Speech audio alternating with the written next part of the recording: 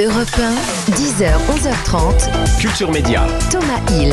Merci beaucoup d'être avec nous pour la suite de Culture Média. Dans cette partie jusqu'à 11h30, il va y avoir de la musique avec Joe Hume. Ça va, Joe? Bonjour, ça va super, c'est vendredi, c'est la musique, il y a les nouveautés, on est ravis, on est heureux là. Il y a surtout une nouvelle coupe de cheveux, disons-le. J'ai juste un peu raccourci, j'ai rafraîchi quoi. Non, c'est bien. J'embrasse Anne-Sophie, ma coiffeuse depuis 15 ans, qui est formidable. Quel Je sais comment elle s'appelle. Et puis... Oh bah ouais. Comme Anne les Soso. stars, quoi. Ah oui, la mienne, elle s'appelle Jean-Louis David. Bien sûr. Et la bonne boubouffe avec Olivier Pouls. Bonjour les amis. Danse chaude. Attention, chaude. Révolution. Révolution. L'arrivée du air fryer dans cette équipe. Ça y est, on a été contaminé. C'est foutu. Je dois quand même vous dire qu'à l'origine, j'avais fait un petit plan d'une cuisine avec un piano six feux, cellule de froid. Ça n'a pas été validé par la compta. Ça n'a pas été accepté, je ne sais pas pourquoi. Donc je me suis rabattu sur un air fryer. Sur un air fryer à 49,90 €. Merci. La semaine prochaine, on le fait gagner dans le 3 ou rien. Emballer, c'est peser. Et alors, je suis très heureux de rencontrer pour la première fois ici un grand chanteur et accordéoniste qui a déjà 2 disques de platine dans son salon et fait danser 1,5 million de spectateurs dans ses concerts. Monsieur Claudio Capeo. Comment ça va sur ma planète. Je te répondrai, ça va comme si... Comment ça va? Eh ben ça va très très bien, bonjour à tous. En tout cas vous êtes de bonne humeur, ça fait plaisir. Je me suis demandé si on était réellement en direct ou pas. Ah si, bien sûr. On est en direct. Non, le pire c'est que c'est diffusé. Il y a des gens qui écoutent et tout. Vous avez l'impression que ce sont des répètes? Ouais, j'ai l'impression Non, que c'est un tout ça sketch est en diffusé. fait.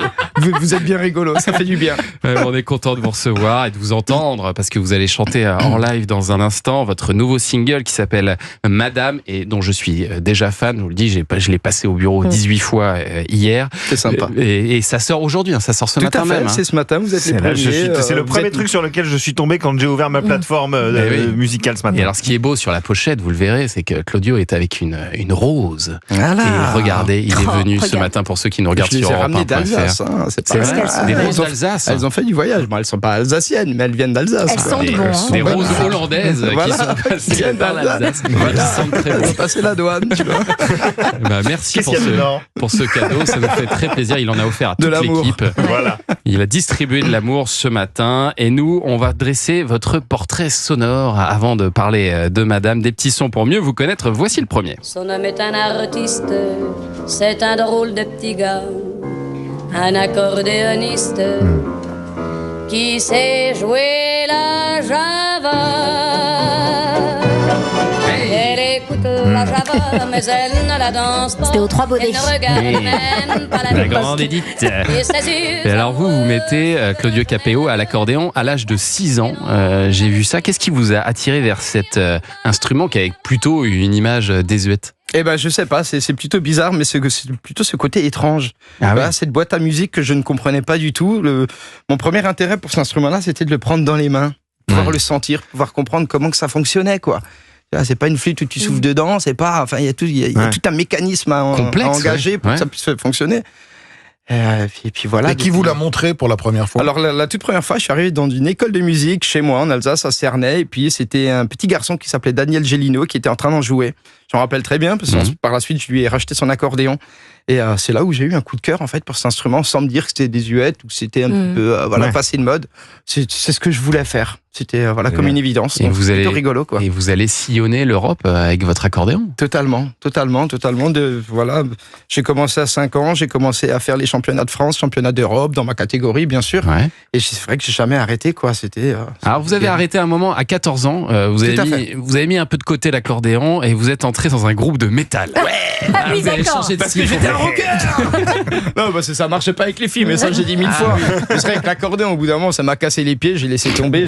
Mais c'est pas pratique à transporter. Non, et puis même encore aujourd'hui, c'est relou, j'ai mal au dos, j'ai ma sciatique et tout. Moi, j'ai passé la quarantaine, mais non, c'est normal. Puis sur la plage devant un feu de bois, c'est moins efficace. C'est un peu bon, quand t'as plus de bois, c'est cool, quoi. Tu mets l'accordéon, mais bon. C'est vrai que ça marche moins bien que jamais ça. C'est bizarre. Ça marche un peu moins bien.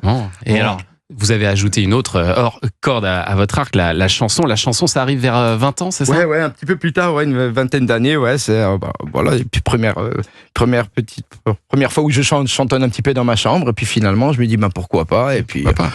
Mais dès le début, vous chantonniez dans votre chambre, vous vous accompagniez à l'accordéon ou c'était? Exactement, okay. D'entrée, c'était l'accordéon. J'ai écrit des textes, mes premières chansons, et puis c'était vraiment. Mais c'était un plaisir. Je ressentais beaucoup de bonheur en fait quand je le faisais. C'était pas forcément cool, c'était même limite pas bien du tout, mais ça me faisait du bien. Et alors avec votre groupe Claudio Capéo, en 2008, vous allez sortir un premier album. Ça s'appelle Pace non guerra. Écoutez ça. Cachez-vous pour vos enfants, pace non guerra. Pace non guerra, pace non guerra, pace non guerra. No, pace non guerra, pace non guerra. C'est bien. Très vieux. C'est bien ça. On est dans une ambiance. Ça fera bientôt 20 ans, quoi. Tranquille. Mais c'est une époque aussi, c'est une époque un peu Manu Chao. Mais c'est ça.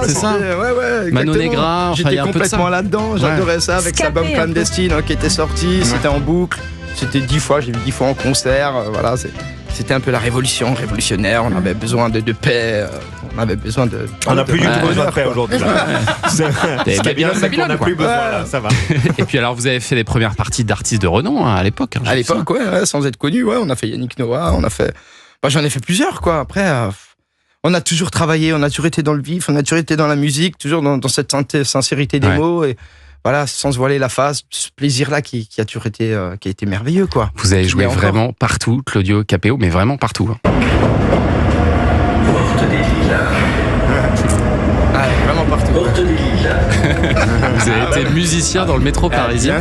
Bien sûr. Et c'est l'époque où il y avait encore les castings à passer. Les auditions à la RATP. Ouais, tout à fait. Et on s'est retrouvés dans le métro, mais c'était pour moi des moments assez merveilleux quand même au final, quoi. Mais il y a plein d'artistes qui disent que c'est une des meilleures écoles. Mais bien sûr. Ouais. Alors certes, il y a des moments qui sont un peu compliqués parce que tu te retrouves à faire la manche, mais c'était pas réellement pour ça. Mais c'était quand même le but, quoi. Ça marchait. Ça marchait plutôt bien. Ça nous permettait de pouvoir dormir sur Paris le soir. Ouais, c'est ça. C'est quand même cool. Il y a beaucoup de jeunesse, donc c'était cool, quoi. Il y a beaucoup d'artistes qui sont passés par là, effectivement, des Ben Harper, Zaz, même Michel Polnareff. On a été confrontés à du public totalement différent, donc pour essayer de les accrocher, il faut y aller réellement, quoi. Et puis en 2016, Claudio Capéo, vous tentez une toute autre aventure. C'était bien, Charlotte, quand on faisait la fête. C'est super bizarre. Je l'adore. Elle venait vers nous. Vas-y. Oh Laurette. Oh, c'est trop bien. J'adore, c'est la réaction de Florent Pagny qui dit d'abord c'est bizarre et ensuite c'est trop bien.